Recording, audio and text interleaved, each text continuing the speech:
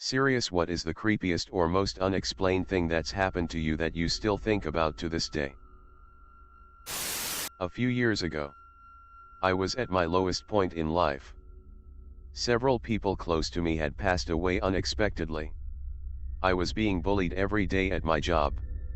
My life was falling apart. I was past being depressed, I just couldn't imagine waking up another day.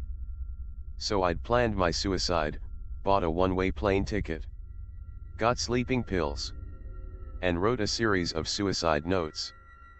On the day I was to fly out to fulfill my plan, there was a terrible accident on the freeway to the airport. It was shut down both ways. So I drove into a nearby pub to have a beer and wait out the traffic. The second I sat on the patio with my drink, a gentleman asked if he could sit with me. Whatever, I thought. Sure. Who cares? He told me that whatever I was doing next was a terrible idea and I would regret it. I thought, who is this random beeper? But I listened. He said that he sensed I was in pain, but that I had an incredible life ahead of me, and that this was not the way my story was supposed to end. Again, I'd never met this guy in my life, and hadn't mentioned a word to him about my plan. He asked me to hand him my keys and my wallet, and he'd give them back to me after I talked, and he listened. I poured my heart out to this random guy, told him all my traumas and pains in life and why I was heading to the airport on a one-way ticket to kill myself in a cemetery across the country where my family was buried. He just listened.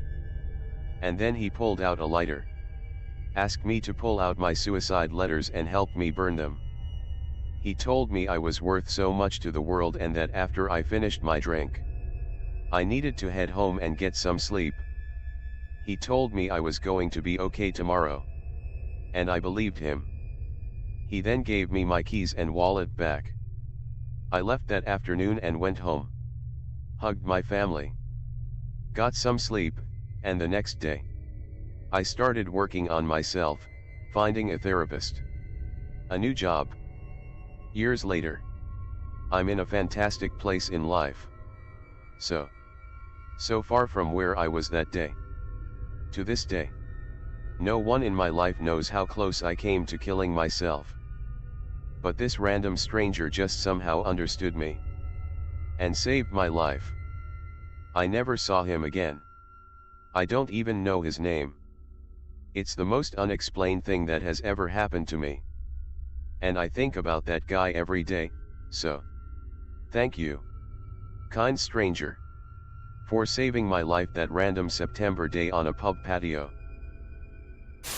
To this day, there was a kid in my class that no one else remembers. I distinctly remember playing with this kid in kindergarten, and we were pretty much inseparable. About a month past Christmas break he disappeared. No one remembered him. Not the teachers, or the others in my class. No one. I even asked the school counselor if he was okay, and she humored me by going through records to see if he'd transferred. She couldn't find a thing. I think about it at least once a month. I have something similar. When I was a freshman, I think. In high school we had a pair of new students start who were twins. I remember both of them because while they were twins, they had slight differences so I could tell them apart. Anyways, a few years after high school I get a friend request from one of them. I was looking at her Facebook randomly one day, looking at her pictures, and didn't see any of her sister, which I thought was odd. I mentioned it to my friend and she looked at me strangely and said she doesn't have a twin. I asked another couple people we went to high school with and they all said the same thing. I have no idea what happened and it still baffles me because I distinctly remember two of them.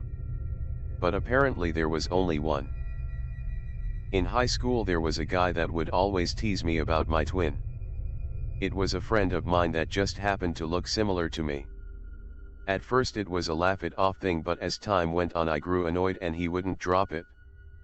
I wouldn't go as far as to say it was bullying, but I would actively try to avoid him. A year or two later, after I had graduated, he met my actual sister and as usual brought up how I was embarrassed about having a twin. There he learned that all along I was telling the truth about not having a twin. Maybe you just thought that these two students were twins but in fact weren't. When I was 13 I moved into my brother's bedroom.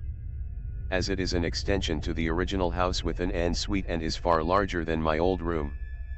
Originally it was a tiny box room with the entrance to the attic but was extended outwards. The attic entrance is always open, with a permanent set of metal ladders angled up into it. There's a picture of it here. The grey arch is where the original room ended.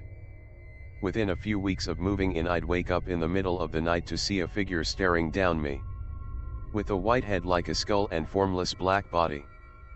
It would slowly move down to the foot of my bed and stare me until I moved, at which point it would sink into the floor. Just sleep paralysis, right? And I'd begged to move into the room and had just got it set up so I wasn't going to leave. I didn't really talk about it to anyone. It gradually became less frequent over time. 8 years after this, my brother mentioned at a get-together that he used to have a sleep paralysis demon when he lived in that room, a half-joking, half-freaked-out way to other people when the topic of them came up. He described the exact same beeping thing.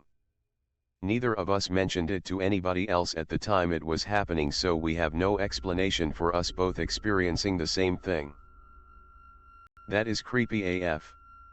I would not be able to sleep in a room with an open attic like that.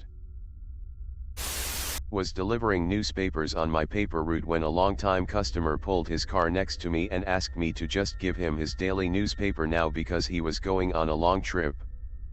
I handed him his newspaper, then skipped his house as I continued my route. The next day I was collecting the weekly fees you used to have to go collect the money back then. No internet payment yet, and I went to his house to collect my fee. His wife answers and promptly complains that I missed her house on my deliveries the day before. I explained to her that her husband pulled up next to me. I told her what he said and that I gave him the paper. She started crying. Told me that he had died a couple weeks ago and it was obviously not possible that I spoke with her husband the day before.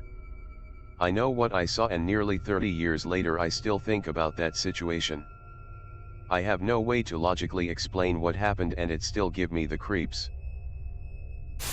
Driving home from work late one night I was followed and it was weird. I left the hospital and turned off the main road to a bunch of side streets I would take. At one point I noticed a car behind me that made the same left turn as me. They sped up to get behind me. I thought nothing of it. Then I briefly thought about running to 7-Eleven to grab some food and turned on my right signal. But I realized I had food at home. So I turned my signal off. The car behind me turned on their right signal and turned it off as well, exactly as I had. At that point I got a bit spooked. So I turned my right signal on and they did as well. Instead, at the next intersection I turned left even though my right signal was on. They did as well. They proceeded to follow me through a series of odd turns.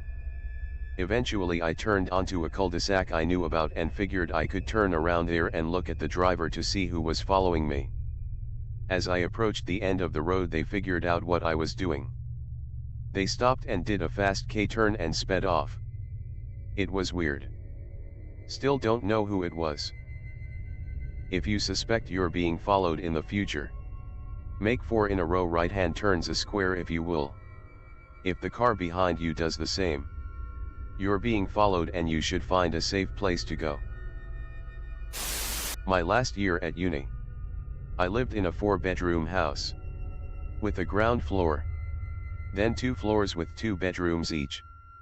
My friends had the first floor bedrooms. I was on the second floor.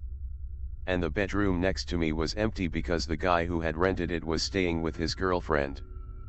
I don't think he ever slept there. My bedroom and his had small crawl space cupboards in the corners. I come home from uni one day to find my friends discussing noises sounding like footsteps that they've heard from my floor at night.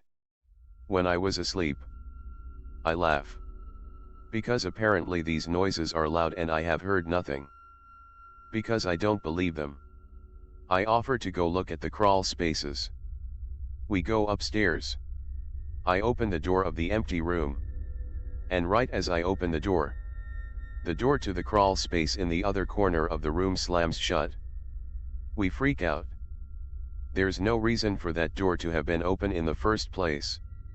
So we grab kitchen knives, hole up in one of their rooms, and wait for a friend to come and check the cupboards and attic. We never found out what those noises were. But it was the scariest thing that happened the whole year we were there.